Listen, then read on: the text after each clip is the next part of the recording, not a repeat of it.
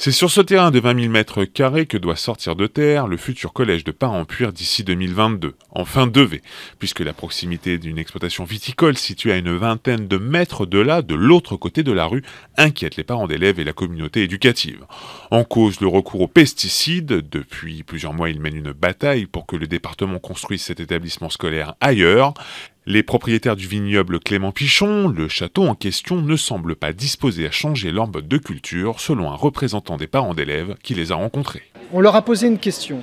Est-ce qu'à l'annonce de l'implantation de ce collège, ils étaient prêts à convertir leur exploitation en bio? La réponse qui nous a été donnée, ça a été un non catégorique.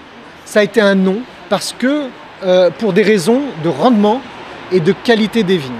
Une étude récente et indépendante montre la présence de pesticides dans les poussières des habitations des riverains situées à proximité du domaine viticole.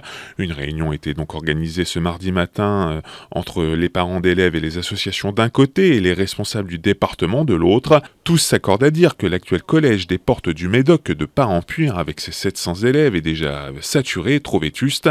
La construction d'un nouveau collège fait donc l'unanimité. Le département est donc prêt à revoir la copie en étudiant la déconstruction puis la reconstruction d'un nouvel établissement sur l'actuel site du collège des Portes du Médoc à Parempuire.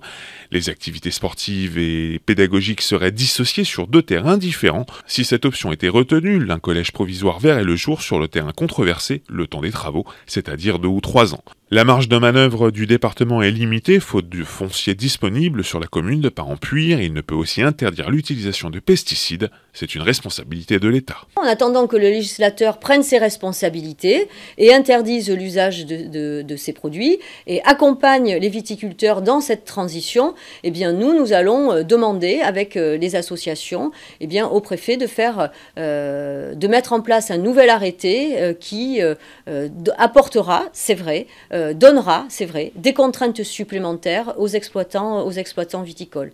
Le département souhaite que l'État interdise l'utilisation de certains produits phytosanitaires sur une bande de 200 mètres située à proximité des collèges. Cette demande a le soutien des collectifs de riverains et de parents d'élèves de Parempuire. Une demande officielle au préfet de Gironde sera faite à la fois par le conseil départemental mais aussi les associations de Parempuire.